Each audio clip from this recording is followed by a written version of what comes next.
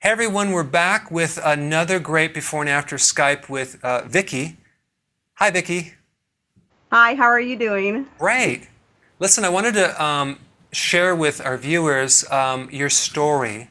And if you could tell us a little bit about um, what happened to you as far as your weight, and then what you did, and then the after results. Can you share a little bit about starting with before?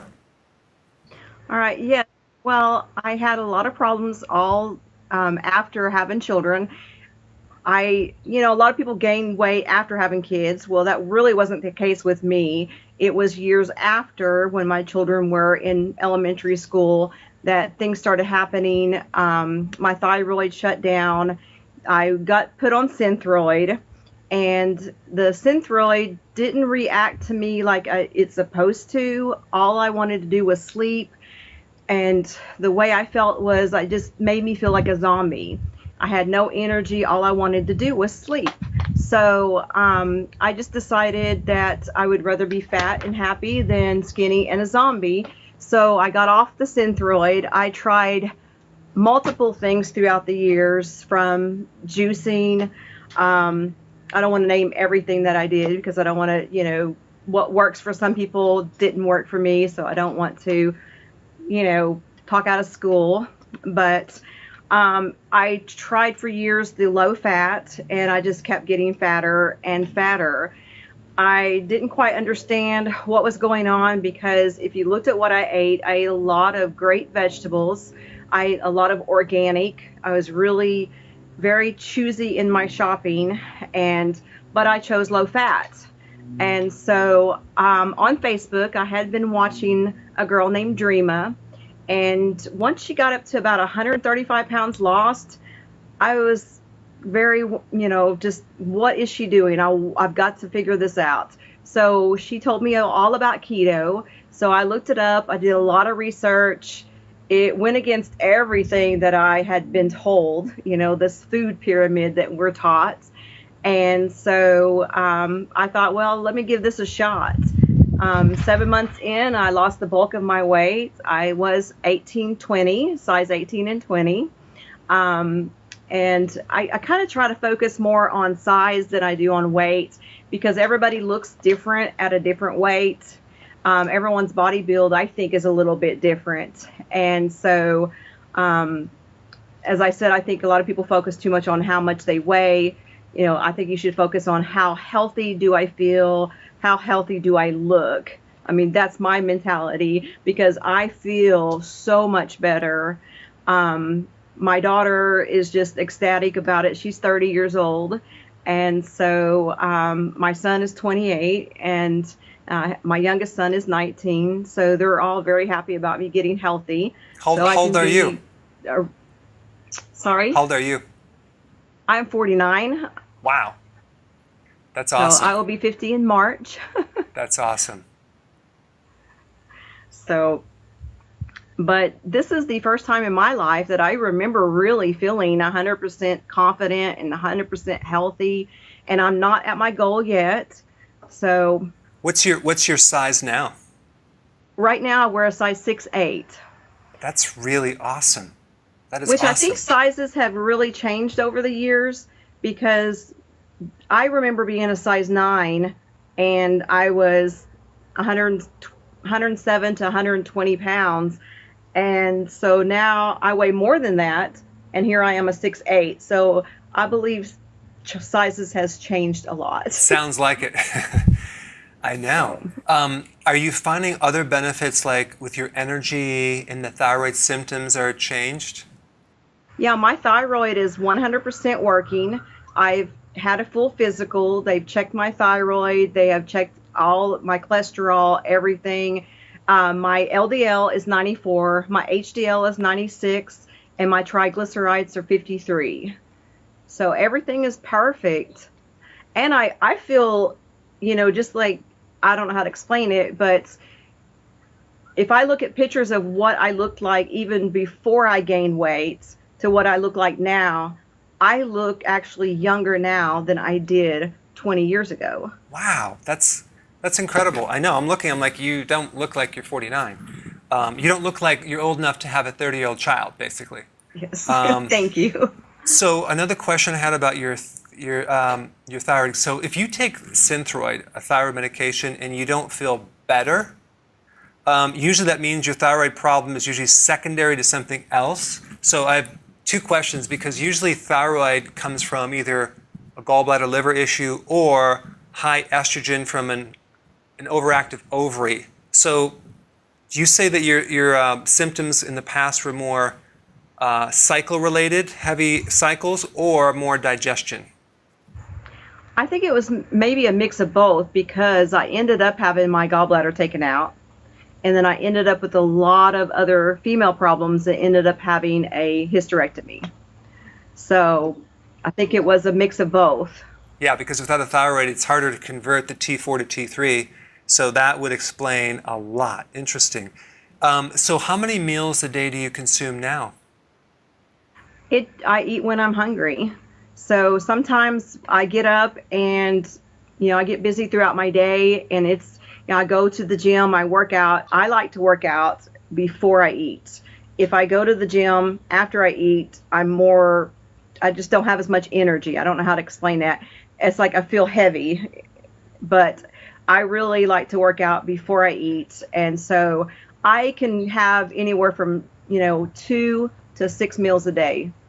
I mean, it just depends. Sometimes I'll just have my morning coffee and I put my butter. I use my Kerrygold butter in my coffee and my MCT oil in my coffee in the mornings. And that's what I'll have before I go to the gym and work out. And so then I get home from the gym and I get busy throughout my day. I have a farm. I have milk goats, so I have dairy goats. And so I make my own soaps and I do a lot of things around the farm. So, I'll get busy on the farm. But, if I get hungry, I eat, which, that used to be a big problem of mine, is that I was a meal skipper. So give me an example. So in the morning you have the coffee, and then when's the next time you roughly eat on average? Like what time? Usually around 2 o'clock. 2 o'clock, okay. That seems to be the time that I get hungry. After I have my coffee, I go to the gym, I work out, I do my farm chores. It usually is around 2 o'clock. And then I usually have dinner around 6 o'clock at night. Cool. I try not to eat 3 hours before I go to bed. Right. And at 2, what would you eat? Usually I make sure that I always have a cheese, a protein, and then green leafy vegetables. Good. That's what I like to have. Good. Are you finding that your cravings have gone down? Oh, most definitely.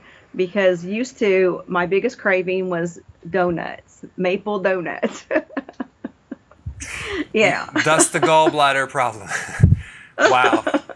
And was there anything in any of my videos that you saw that you got some tips to tweak either intermittent fasting or ketosis a little bit better? The intermittent fasting was what did it for me, is because when I watched your videos about it, I was kind of, leery about it at first, but I had hit a stall.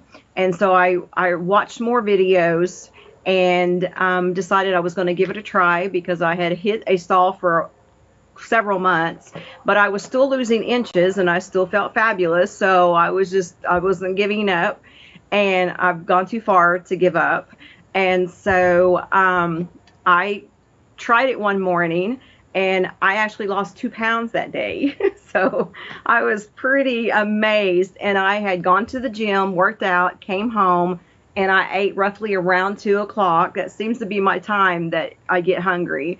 And so, but then sometimes I'll get up and I'll have my coffee, and I still do my butter and my MCT oil, and then I will not eat for the rest of the day until that evening when I make dinner, because I'm just not hungry. But I also think that is, it helps me get out of a stall to do that fasting in between that time.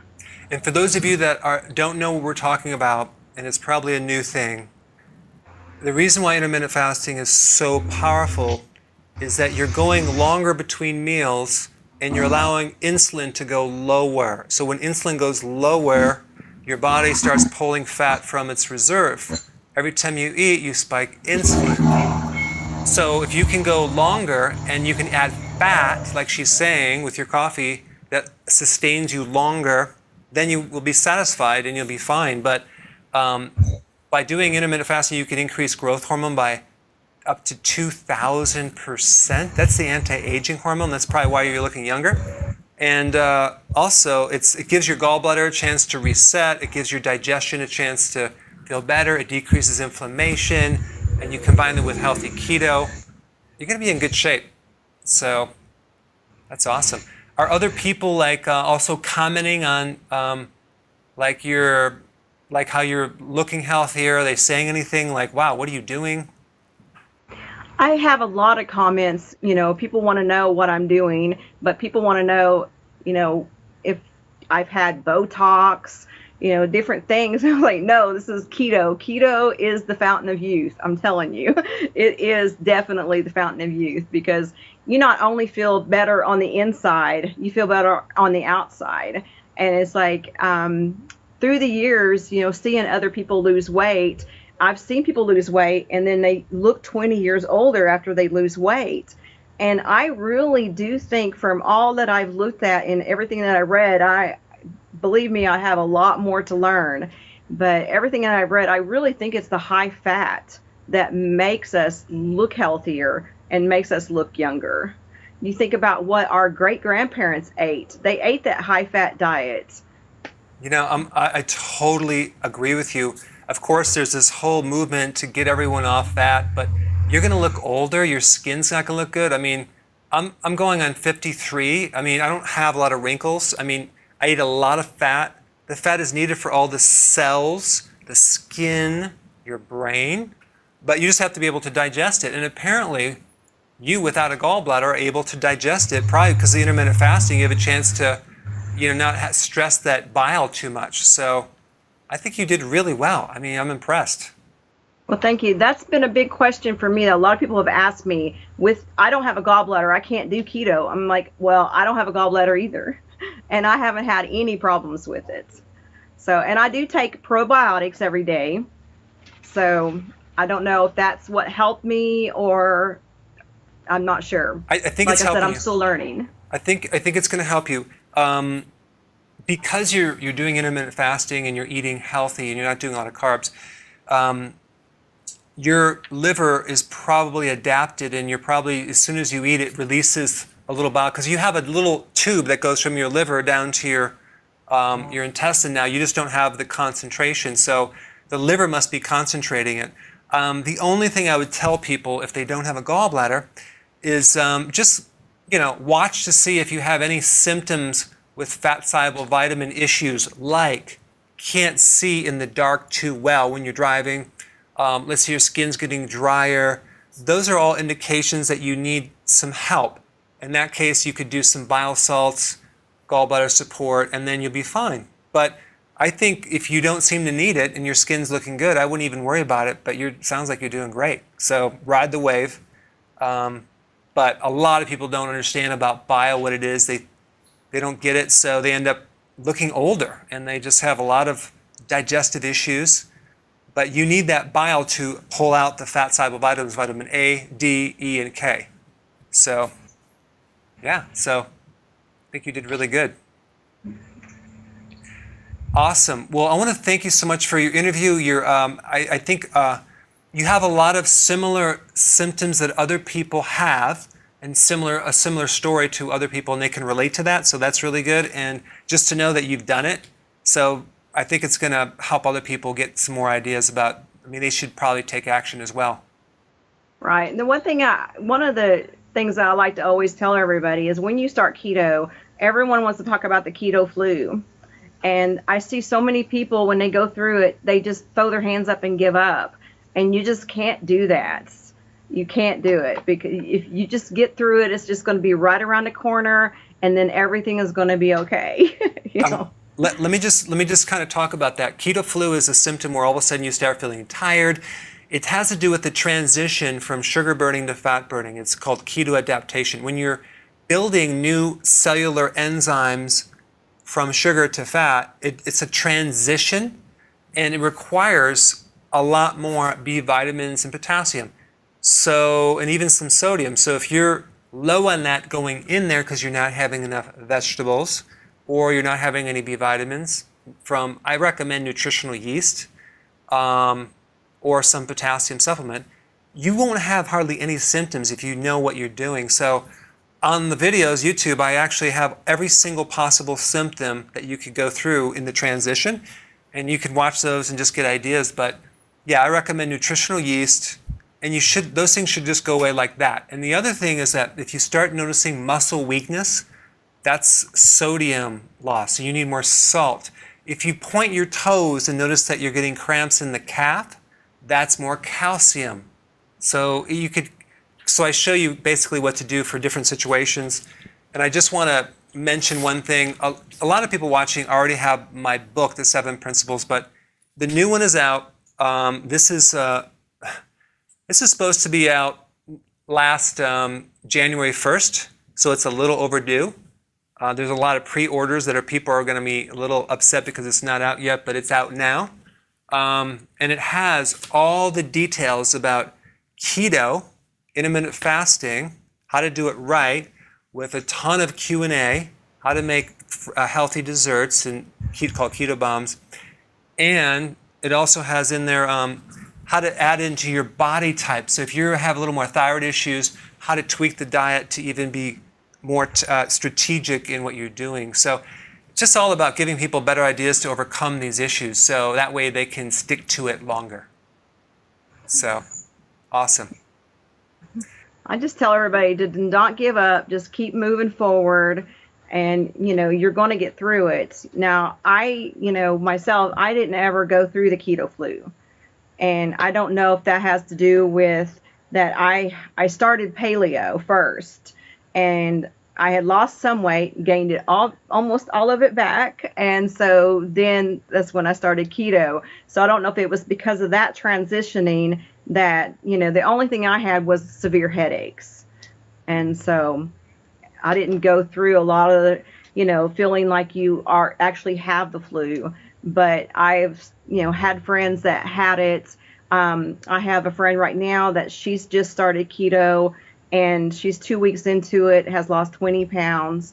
My husband actually just started it a little over 30 days ago, and he's lost over 20 pounds. And so I'm very happy.